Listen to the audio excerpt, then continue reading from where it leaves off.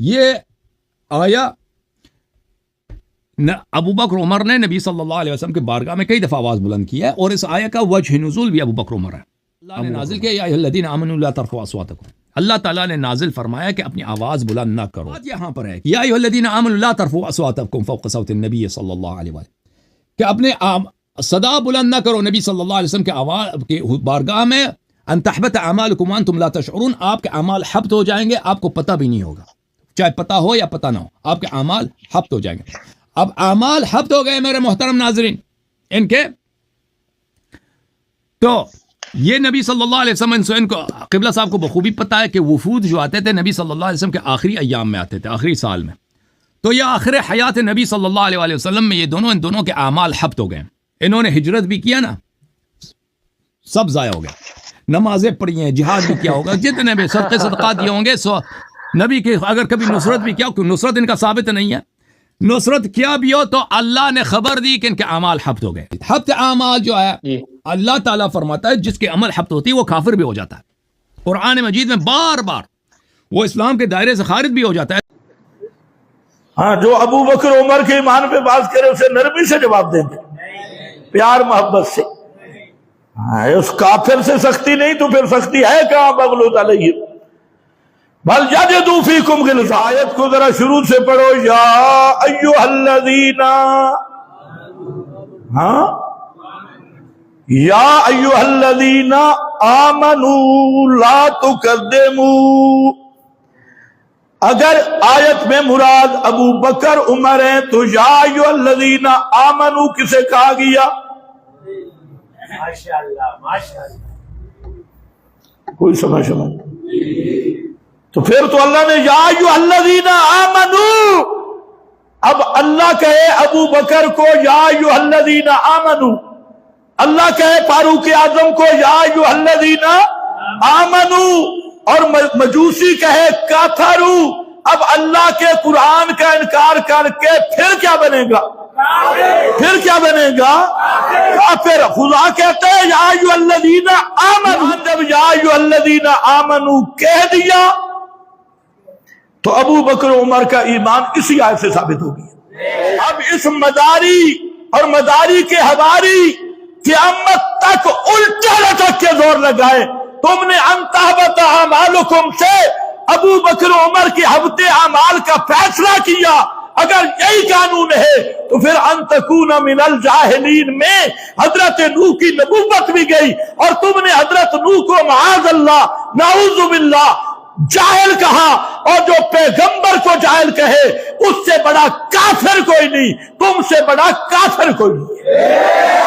یہ میرے پاس ہے تفسیر کمی، یہ بنیادی تفسیر، اور یہ صرف تفسیر کمی کی بات نہیں، یہ مسئلہ بہار الانوار جلد 20 پر موجود ہے، مجموع البیان میں موجود ہے، اور تفسیر صافی میں موجود ہے، اور یہ تفسیر کمی حاشیہ مقبول ان سب میں موجود ہے۔ اب ذرا سننا، اور جو حضرات میڈیا کے شوقین ہیں وہ بھی سنیں۔ یہاں پر سورۃ المائدہ ہے، اور آیت نمبر جہاں آ رہی ہے 88 87، یا ایھا الذین آمنوا لا تحرموا طیبات ما احل اللہ لکم۔ اب ذرا بات سمجھو، انہوں نے سب سے بڑا فراڈ کیا کیا ہوا؟ مناظرے کس پہ ہو رہے ہیں کہ ابو بکر و عمر کی آوازیں بلند ہوئی، آپس میں ارتفعت اصواتہم، ان کی آوازیں بلند ہو گئی، تو آیت اتری کہ یا ایھا الذین آمنوا لا تقدموا بین یدی اللہ ورسولہ، یہ آیت اتری۔ آگے لفظ آ رہے ہیں کہ لا ترفعوا اصواتکم فوق صوت النبی ان تحبط اعمالکم وانتم لا تشعرون، کہ اے ایمان والو، روایت میں آیا کہ حضرت ابو بکر و عمر کی آوازیں بلند ہوئی، پھر اللہ نے فرمایا ایمان والو لا ترفعوا اصواتکم فوق صوت النبی نبی کی آواز سے اپنی آوازیں بلند مت کرو، ان تحبط اعمالکم، یہ کہ تمہارے اعمال کہیں برباد نہ ہو جائے، ان تحبط اعمالکم وانتم لا تشعرون۔ اب اس کو مداری کا مدار سمجھو، کیا کہتے ہیں جی آیت ابو بکر عمر کے بارے میں نازل ہوئی نا، پہلے تو ہم کہتے ہیں جو روایت آپ نے پیش کی اس کا تواتر ثابت کر، جو آپ نے روایت لی ہے اور تو نہیں، تیرے بڑے بھی جمع ہو جائیں، اگلے پچھلے جمع ہو جائیں، اس روایت کا تواتر لا تواتر، اس کا جب تک تواتر ثابت نہیں کرے گا تجھے بک بک کرنے کی کسی اصول کے مطابق اجازت نہیں۔ کیوں؟ اگر تو الزام قائم کرنا چاہتا ہے اہل سنت کے اصول پہ، تو اہل سنت کا اصول یہ ہے کہ خبر متواتر کے علاوہ جتنی اخبار احاد ہیں وہ ظنی ہیں، اور ظنی چیز سے کسی عام مسلمان کا کفر بھی ثابت نہیں ہو سکتا، چہ جائے کہ جن کا ایمان منسوخ کرتی ہے تو ان کا کفر ثابت کرے گا، اور وہ بھی ظنی باتوں سے اور ظنی اخبار احاد سے۔ اس لیے یاد رکھ لو، خبر باعث ظنی ہے، اور ظنی خبر باعث سے کسی 15ویں صدی 14ویں صدی کے مسلمان کا بھی کفر ثابت نہیں ہو سکتا۔ پتہ نہیں اللہ کرے تمہیں سمجھ ہے، خیر تمہیں نہ بھی آئے تو آج تھوڑا سا برداشت کرو، میں مولویوں کو تھوڑا سمجھا دوں، مولویوں کو سمجھ آنی چاہیے جن کو مناظروں کا شوق ہے اور مناظرے کا پتہ نہیں کرنا کیا ہے، ان سے میری بات ہے۔ تو بھائی خبریں بات تو وہ تو کسی مسلمان 14ویں صدی والے کا بھی کفر ثابت کر سکتی نہیں ہے، اہل سنت کا اصول ہے۔ تو اس سے تو ابو بکر و عمر کا کفر ثابت کرے گا، عدم ایمان ثابت کرے گا، شرم کر۔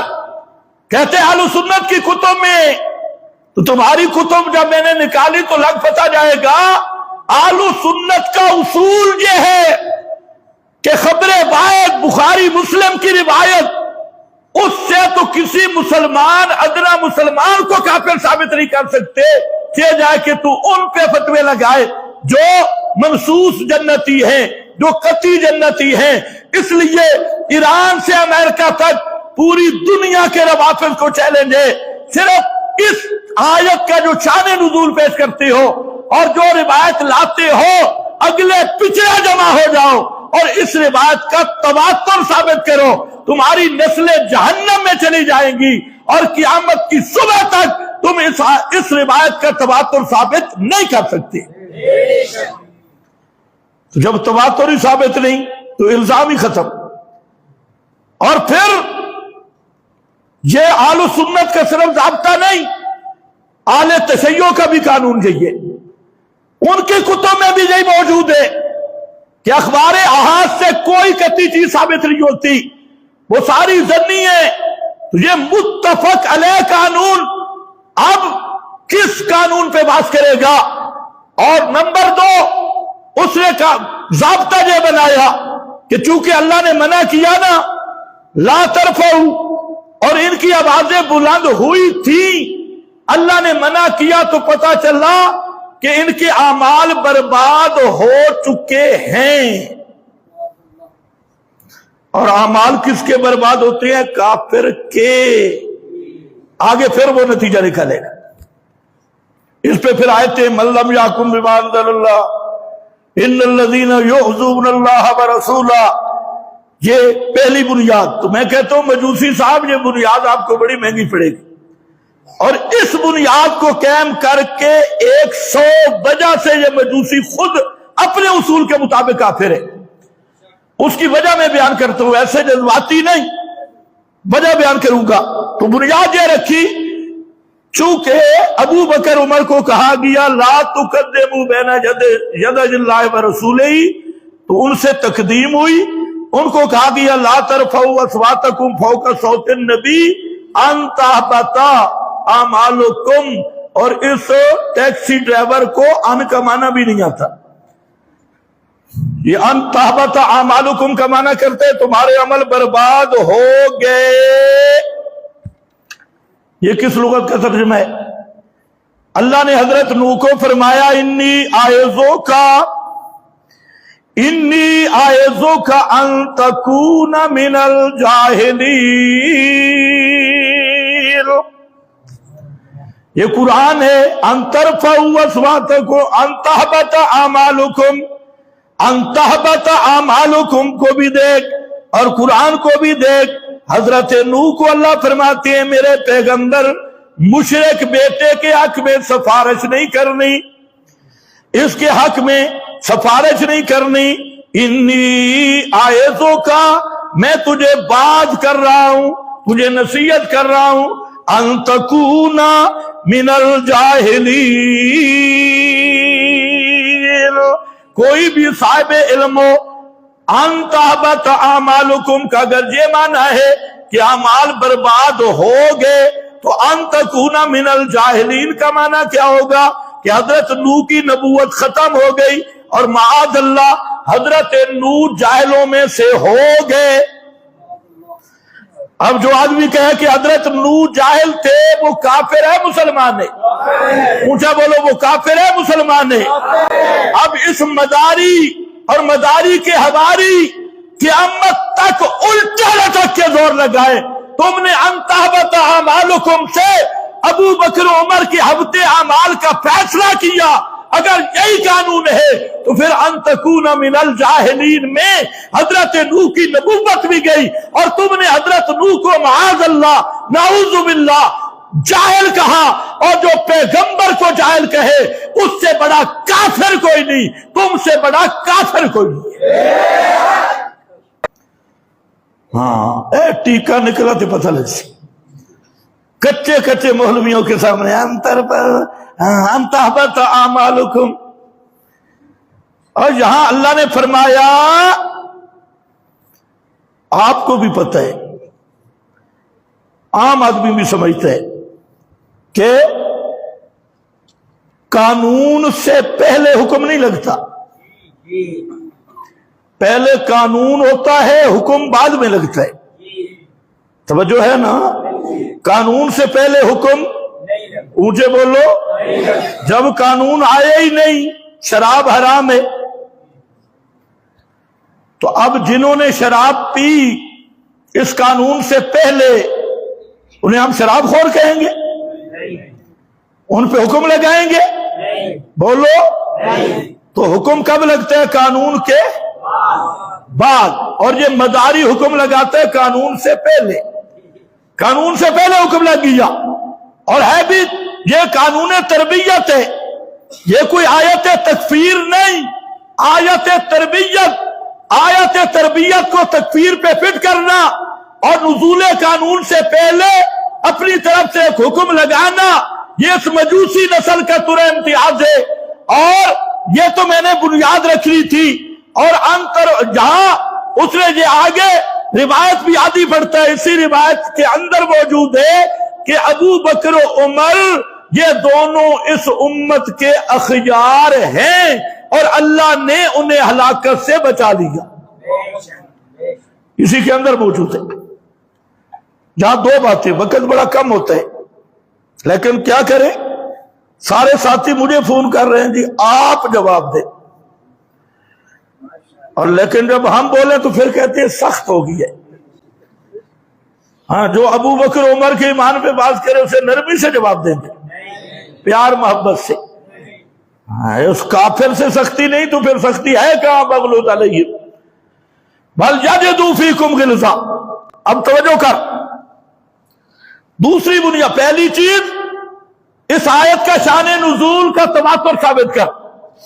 وہ تیرے باپ کے تو ہے نہیں، باپ میں نے غلطی کی ہے، وہ تمہارے بڑوں کے بس میں نہیں. اور دوسری بات، نزول قانون سے پہلے حکم لگانا یہ تیرا دوسرا کفر ہے. ورنہ اس قانون کا میں نے اجرا کیا تو تیرے پلے بھی کچھ نہیں رہے گا. کوئی وہ بھی تھا نا شراب پی کر نماز پڑھائی تھی اور پھر بھی کوئی ایتے آئی تھی، میں بات نہیں کرتا آگے، ایتے آئی تھی ہاں لیکن میں بات نہیں کرتا. آگے ذرا چل، سمجھنے والے سمجھ جائیں گے. آگے ذرا چل، اور میں کہتا ہوں وہ کوئی گناہ نہیں. کیونکہ شراب کی حرمت ابھی آئی نہیں. تو جب حرمت ہی نہیں تو پہلے کوئی پیے تو گناہ نہیں. حرمت آ گئی تو جس دن اعلان ہوا شراب حرام ہے، خدا کی قسم مدینے کی گلیوں میں شراب بکھرا جاتا. وہ نبی کے صحابہ تھے، اور جس کے ہاتھ میں جہاں جام تھا اعلان کانوں پہ پڑا، جام کو پھینک دیا. جس کے ہونٹوں کے ساتھ تھا انہوں نے بھی نیچے پھینک دیا. کوئی تعویل نہیں کی کہ ابھی حکم آ رہا ہے چلے اے گلاس سے پی لو ہے نا تو پھر ویکسا نہیں. تو انہیں صحابہ کو سمجھا کیا ہے. اور تیسری بات کہ روایت میں بھی تعریف. اور چوتھی بات سمجھو ذرا، سن سکتے ہو تو، ساری دنیا کے مجوسی اکٹھے ہوں، لا ترفعوا اصواتکم کا معنی متعین کرو. کون سی آواز بلند نہیں کرنی؟ تو حضرت بلال جو اذان دیتے تھے وہ آہستہ آواز سے دیتے تھے، تو ان کے اعمال برباد ہو گئے. لا ترفعوا، آوازیں بلند نہ کرو، اس رفع صوت کو متعین کر مجوسی نسل. ورنہ حضرت بلال اذان دی، حضرت علی نے مرحب کو للکارا آہستہ سے، اے مرحب صاحب. تمہارا رفع صوت نہیں. حضرت عباس حدیث میں موجود ہے، حضرت عباس ان کا آواز بلند تھا، اور انہوں نے حنین کے مقام پہ پیغمبر کے ساتھ کھڑے ہو کے زور سے پکارا کہ حضرت عباس کی اعمال برباد ہو گئے. لا ترفعوا اصواتکم، اور جاہل زمانے کے تجھے آیت کا معنی ہی نہیں آتا کہ لا ترفعوا کا معنی کیا ہے. پھر جب پیغمبر سے صحابہ بات کرتے، حضرت علی بات کرتے، حضرت علی کی آواز بلند نہیں ہوتی تھی. بھائی آپ آواز اگر بلند نہ کریں تو آواز دوسرا سن سکے گا؟ تو پھر لا ترفعوا والا حکم آ بھی لگے گا اذانوں پہ. اچھا آپ مصلی پہ ہیں، کوئی صحابی اقامت بھی تو کہتا ہوگا، تو اقامت بھی دل میں کہنی تھی. اقامت کی بھی آواز اونچی نہیں، اذان کی بھی آواز اونچی نہیں، جہاد میں بھی آواز اونچی نہیں، اعلان میں بھی آواز اونچی نہیں، مجلس میں بھی آواز اونچی نہیں. اس لیے اس مجوسی اور نسل کو یہ بھی نہیں پتا کہ لا ترفعوا کا معنی کیا ہے. اور میں پورا چیلنج سے کہتا ہوں کہ ذرا میرے ان سوالوں کا جواب نکال کہ تو لا ترفعوا کہہ رہا ہے اور معنی نہیں سمجھتا، تو بلال کے بتا، بلال کے اعمال برباد ہے یا نہیں؟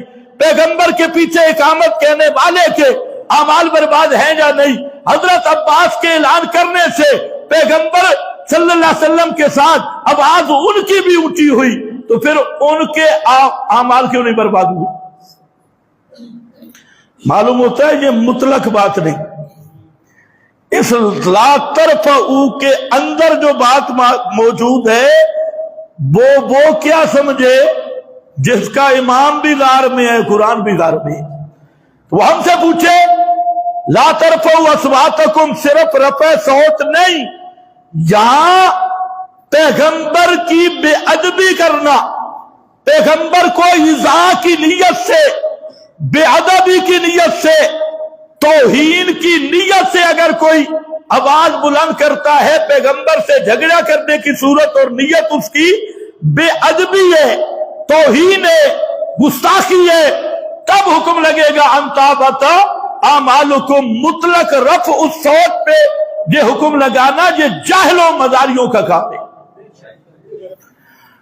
پھر 5ویں نمبر پر یہ بھی آیت تربیت ہے. وقت اوپر چلا گیا. آیت تربیت ٹیکا رہ گیا تو ٹھنڈا ہو جائے گا، وہ ابھی پیچھے مختصر سن لو. ایک آیت تربیت وہاں ہے جہاں مداری ناچ رہا ہے اور کہتے ہیں دیکھو جی لا تقدموا، اللہ نے منع کیا نا، تو انہوں نے ابو بکر عمر نے تقدم کیا. اور جاہل اتنا ہے کہ آیت کو ذرا شروع سے پڑھو، یا ایھا الذین، ہاں یا ایھا الذین آمنوا لا تقدموا، اگر آیت میں مراد ابو بکر عمر ہیں تو یا ایھا الذین آمنوا کسے کہا گیا؟ ماشاءاللہ ماشاءاللہ، کوئی سمجھ؟ تو پھر تو اللہ نے یا ایھا الذین آمنوا، اب اللہ کہے ابو بکر کو یا ایھا الذین آمنوا، اللہ کہے فاروق اعظم کو یا ایھا الذین آمنوا، اور مجوسی کہے کافروا، اب اللہ کے قرآن کا انکار کر کے پھر کیا بنے گا؟ پھر کیا بنے گا؟ کافر۔ خدا کہتے ہیں یا ایھا الذین آمنوا لا تقدموا بین یدی اللہ، تو ایمان تو اسی آیت کے شروع سے ثابت ہو گیا۔ اب کہتے ہیں امام ابن تیمیہ نے لکھا، اور امام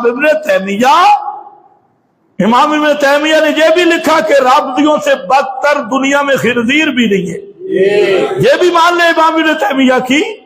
امام ابن تیمیہ نے لکھا، فلاں نے لکھا، اور قرآن کے مقابل تو کوئی امام نہیں چلتا۔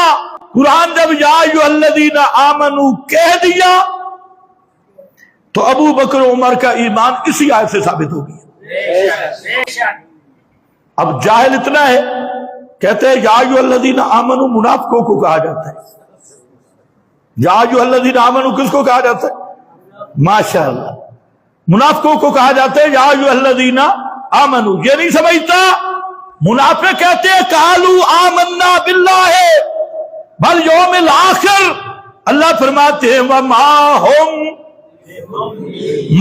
ہم بمؤمنین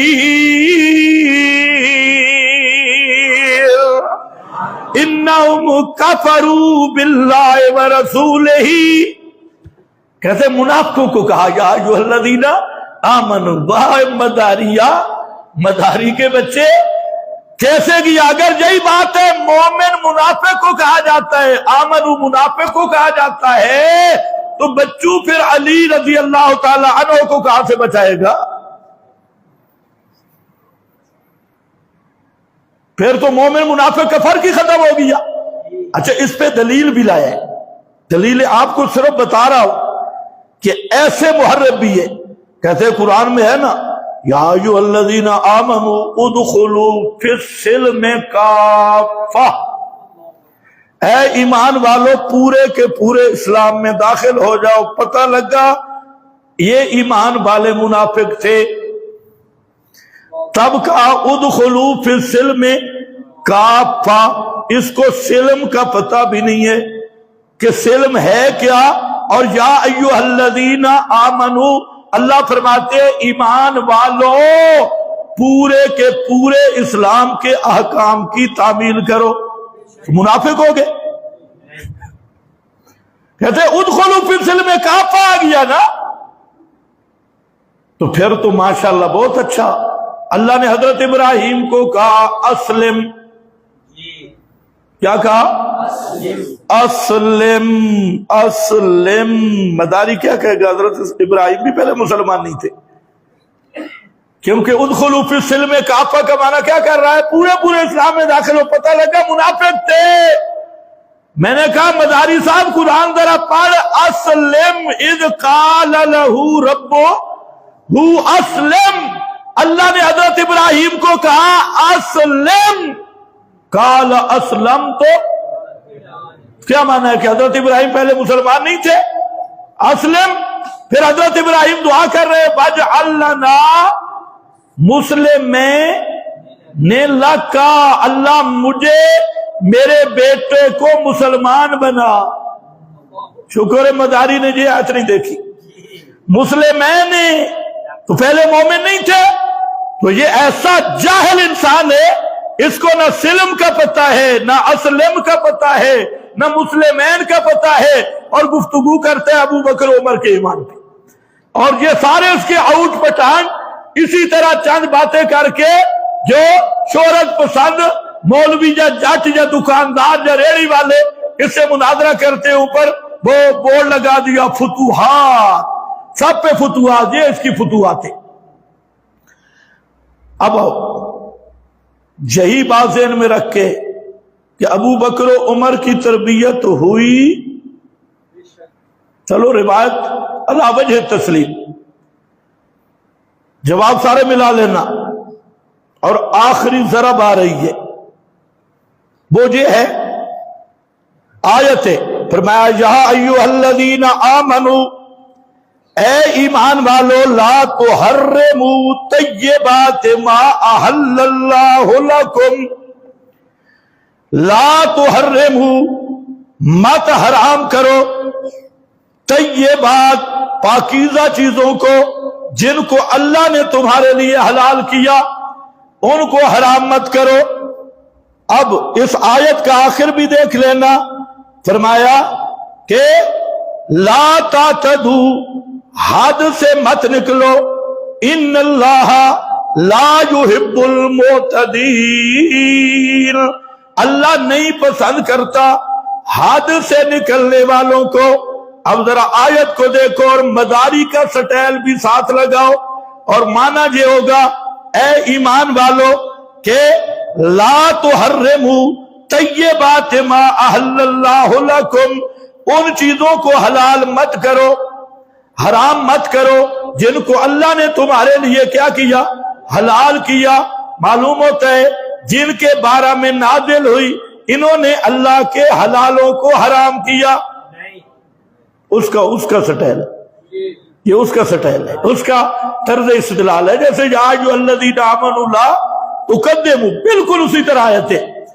اور دوسرا یہ آیت اس سے ذرا سخت ہے، اللہ نے فرمایا کہ حدیں مت توڑو، اور جو اللہ کی حدیں توڑتا ہے اللہ اسے پسند نہیں کرتا، نہیں کرتا۔ اب یہ آیت کس کے بارے میں آئی؟ امام جعفر صادق فرماتے ہیں ان ابی عبداللہ قال نزلت هذه الآیہ فی امیر المومنین، یہ آیت حضرت علی کے بارے میں آئی۔ تفسیر کمی، مجمع البیان، فوائد مقبول، بہار الانوار، سب تفسیریں اٹھا، اور امام جعفر صادق کہتا ہے یہ آیت اتری ہے امیر المومنین کے بارے میں، حضرت علی بن ابی طالب کے بارے میں۔ فحلف اللہ ینام باللیل ابدا، حضرت علی نے قسم اٹھائی ساری رات نہیں سوؤں گا، کبھی نہیں سوؤں گا، ساری رات عبادتیں کروں گا اور کبھی نیند نہیں کروں گا۔ تو جعفر صادق کی روایت کہتی ہے اللہ نے فرمایا لا تحرموا طیبات ما احل اللہ لکم۔ اب اگر مداری کا سٹیل ہو تو پھر معنی نعوذ باللہ یہ بنے گا کہ حضرت علی نے اللہ کے حلال کو حرام کیا، اور ساتھ کبرا آئے گا، یہ صغرا ہے، من لم یحکم بما انزل اللہ اولئک هم الفاسقون اولئک هم الظالمون اولئک هم الکافرون، یہ آئے گا۔ اور ان الذین یؤذون اللہ، کہتے ہیں حضرت عمر نے جو فلانا مشورہ دیا، حضرت عمر نبی سے بڑے عالم تھے، حضرت عمر نبی سے زیادہ جانتے تھے، وہ پیغمبر سے اقدم تھے، وہ پیغمبر کو نہیں پتا تھا، عمر کو پتا تھا۔ میں نے کہا یہاں وہ سٹیل ذرا فٹ کر، کہ نبی زیادہ عابد ہے یا حضرت علی؟ نبی کو تقوی کا نہیں پتا تھا، نبی کو اللہ کی رضا کا نہیں پتا تھا، معاذ اللہ۔ یہ ہے وہ سٹائل جو ہم بیان کرنا بھی مناسب نہیں سمجھتے، کیونکہ حضرت علی کی محبت ہمارا ایمان ہے۔ یہ صرف اس مجوسی و نسل کے لیے، اس کی حقیقت واضح کرنے کے لیے میں نے بات کی کہ اب ایک طرف ان کا اصول دیکھو، اس طرح کی تربیت والی آیت آئے تو فوراً کفر کے فتوے اور ان کی نسلیں مٹ جائیں گی۔ اس آیت پہ بھی ذرا یہ تبصرہ کرو، 4 بنیادیں اس آیت کے اندر موجود ہیں۔ ایک ہے تحریم ما احل اللہ، اللہ کے حلال کو حرام کرنا، دوسرا ہے حد سے تجاوز کرنا۔ تو اب کیا معاذ اللہ یہ حضرت علی پہ فٹ کریں گے کہ انہوں نے یہ کام کیے؟ جب مقصد تربیت ہے، بولو ہاں، یہ وہ ٹیکہ ہے جو بڑا بھاری ٹیکہ ہے۔ مقصد ابھی تک ختم نہیں ہوا، وقت ختم ہے، اس لیے میں صرف آگے سنا دیتا ہوں مولوی حضرات کو کہ اس کو ذرا دیکھ لیں۔ کہ حضرت علی، حضرت بلال، حضرت عثمان ابن مظعون، ان میں سے بعد نے کہا، حضرت بلال نے کہا ہمیشہ روزہ رکھوں گا، عثمان ابن مظعون نے کہا نکاح نہیں کروں گا۔ آگے لمبی حدیث سے پیغمبر کریم آئے، جب سنا نا حضرت علی کی بات کو اور حضرت بلال، حضرت عثمان ابن مظعون کی بات کو، فخرج فنادى الصلاة جامعہ، پیغمبر کریم گھر سے نکلے اور نماز کا اعلان کیا، لوگ جمع ہو گئے، فصعد المنبر، آپ ممبر پہ بیٹھے، فحمد اللہ واسنا علیہ، آپ نے خطبہ دیا اور خطبے کے لفظ سنو، آپ نے فرمایا ما بال اقوام یحرمون علی انفسہم الطیبات الا انی انام باللیل وانکح وافطر بالنہار، فرمایا فمن رغب عن سنتی فلیس منی۔ یہ خطبہ دیا،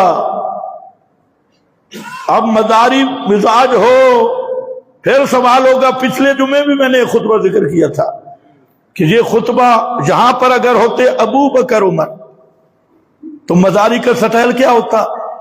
نبی جن کے خلاف خطبہ دے، ممبر پہ آئے، وہ کیسے مسلمان ہو سکتی ہے؟ جن کے خلاف پیغمبر خطاب کرانا پڑے، ممبر، یہ اس کا سٹائل ہے، وہ کیسے مسلمان ہو سکتی ہے؟ ہم کہتے ہیں اب ابو بکر عمر کا نام حذف کر کے حضرت علی کا نام لیا، پیغمبر ممبر پہ، اور انداز کیا ہے؟ ما بال اقوام، کیا حال ہو گیا لوگوں کا کہ اللہ جو چیز حلال کرتا ہے وہ حرام کر رہے ہیں، اور مجھ سے زیادہ متقی بننا چاہتی ہیں۔ میں رات کو سوتا بھی ہوں اور جاگتا بھی ہوں، دن کو روزہ بھی رکھتا ہوں، افطار بھی کرتا ہوں، اور میں نے نکاح بھی کیے۔ کون ہے یہ رہبانیت اختیار کرنے والے؟ اور دوسرے مقام پہ پورا مضمون ہے، آگے آپ نے فرمایا فمن راغب، جس نے میری سنت کو چھوڑ دیا وہ مجھ سے نہیں۔ اب مداری والا سٹائل لے آؤ کہ معلوم ہوتا ہے حضرت علی کو آپ نے فرمایا وہ مجھ میں سے نہیں، اور حضرت علی کو معاذ اللہ فرمایا من راغب عن سنتی، تو حضرت علی کا تارک سنت ہونا اور پیغمبر سے بے تعلق ہونا یہ مداری اصول پہ ثابت ہوگا، اور وہی ڈانس شروع ہو جائے گی، اور پھر کہ علی منی انا من علی، بچے سارا منسوخ ہو جائے گا کہ من راغب عن سنتی فلیس منی۔ اگر اتنے 6 کلمات اور ضوابط کے باوجود حضرت علی کے ایمان پہ فرق نہیں، تو لا ترفعوا اصواتکم کے ضابطے کے باوجود فاروق اعظم اور صدیق اکبر کے ایمان پر بھی کوئی فرق پڑتا نہیں۔ اور اگر وہاں ابو بکر و عمر کا ایمان مشکوک ہے تو یہ تو اس سے سخت چیزیں ہیں، پھر حضرت علی کے ایمان کو کوئی مجوسی ثابت کر سکتا بھی نہیں۔ اور یہ صرف یہ نہیں، یہ مقبول کا ضمیمہ ہے اردو میں، اس میں بھی بالکل یہی بات ہے، اسی آیت کے تحت۔ اور بہار الانوار کا بھی میں نے حوالہ دیا، یہ میرے پاس ہے صفحہ 800 ضمیمہ مقبول، اس میں فرماتے ہیں لا تحرموا طیبات ما احل اللہ لکم، تفسیر مجمع البیان میں جناب امام جعفر صادق علیہ السلام سے منقول ہے کہ یہ آیت حضرت امیر المومنین حضرت بلال مؤذن رسول خدا صلی اللہ علیہ وسلم اور حضرت عثمان بن مظعون کے بارے میں نازل ہوئی،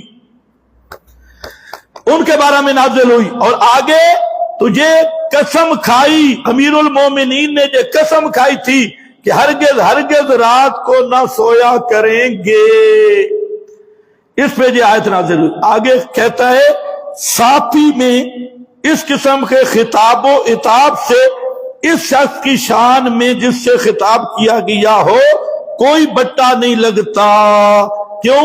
جیسا کہ خدا تعالیٰ نے جناب رسول خدا سے فرمایا یا ایھا النبی لما تحرم ما احل اللہ لک، آیا نہ تھا تھے، اب آیا اپنی جگہ پہ، جیسے یا ایھا النبی لما تحرم کہنے سے پیغمبر کی شان میں فرق نہیں، لا تحرم کہنے سے حضرت علی کی شان میں فرق نہیں، تو میں کہتا ہوں پھر لا تقدم کہنے سے ابو بکر و عمر کی شان میں بھی فرق نہیں۔ اگر ابو بکر و عمر کی شان میں فرق ہے لا تقدموا کہنے سے، پھر نہ علی بچے گا نہ اللہ کے نبی بچیں گے۔ اور ایسا اصول وضع کرنا کہ پیغمبر پہ بھی فتویٰ لگے، حضرت علی پہ بھی فتویٰ لگے، ابو بکر و عمر کے بغض میں ایسا استدلال کرنے والا بھی کافر ہے، اور اس کو جو کافر نہ کہے وہ بھی کافر ہے۔